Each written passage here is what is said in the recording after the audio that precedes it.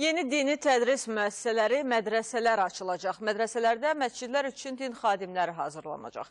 Bununla bağlı dini qurumlarla İş üzrə Dövlət Komitəsi tərəfindən dövlət qeydiyyatına alınan bir sıra dini tədris müəssisələrinə şəhadətnamələr təqdim edilib.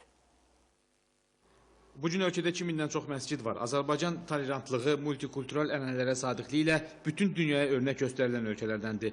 Bu uğurun baş memarı isə Ulu Öndər Heydər Əliyevdir. Son illərdə dövlət başçısının sərəncamları, tapşırıq və tövsiyələri ilə ölkəmizdə bir sıra məscidlər tikilib, təmir və bərpa olunub.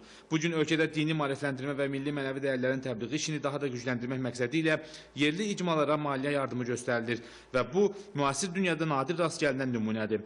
Bu istiqamətdə həyata keçirilən siyasətin davamı olaraq dövlət başçısının tapşırığına əsasən yeni dini tədris ocaqlarının yaradılmasına başlanılıb. Bununla əlaqədar dini qurumlarla İş üzrə Dövlət Komitəsində bir sıra din adamları ilə görüş keçirildi. Yeni dini mədrəsələrin açılmasının zəruriliyindən danışan komitənin sədri Mübariz Qurbanlı, dini etiqad azadlığı haqqında qanuna əsasən məscidlərdə dini ayinləri icra edən şəxslərin yalnız Azərbaycan vətəndaşı və ölkə daxilində dini təhsilə malik olmalarının tələb edildiyini bildirdi. Bakı İslam Universitetinin məzunları isə digər sahələrdə də çalışdıqlarına görə bu sahədə kadr bazasının yaradılması vacib amillərdəndir. Ölkə əhalisinin sayının artımı və dini ibadətgahların çoxalması da bunu tələb edir. Sonra dövlət qeydiyyatına alınan bir sıra dini tədris müəssisələrinin rəhbərlərinə şəhadətnamələr təqdim olundu. Dini kolleclərdə təhsil 4 il olacaq və burada ictimai elmlərində tədrisi nəzərdə tutulur. Kolleclər Respublikanın bütün bölgələrini əhatə edəcək.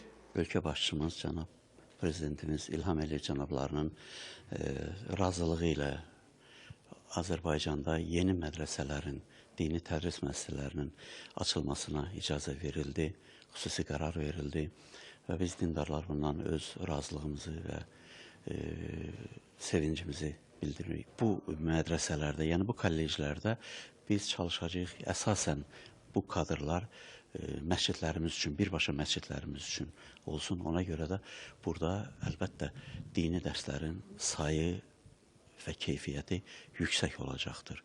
Təxminən 7 dediyim kimi mədrəsənin, kollecin bugün razılığı alındı.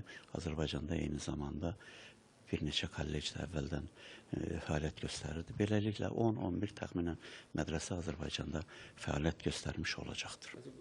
Qeydiyyat şəhadətnamələrini almış dini tədris müəssisələrinin rəhbərləri çıxış edərək göstərdiyi diqqət və qayğıya görə Prezident İlham Əliyevə dərin minnətdarlıqlarını bildirdilər. Qeyd olundu ki, rəhbərlik etdikləri tədris müəssisələri gələcək fəaliyyətlərində dövlətçilik prinsipini əsas tutacaq və xalqımızın milli mənəvi dəyərlərinə yad olan dini ideologiyaların ölkəmizə ayaq açmasının qarşısının alınmasında daha fəal iştirak edəcəklər. Əli Rzayev, Qurban Hüseynov, Tural Məmmədov, xəbərlər.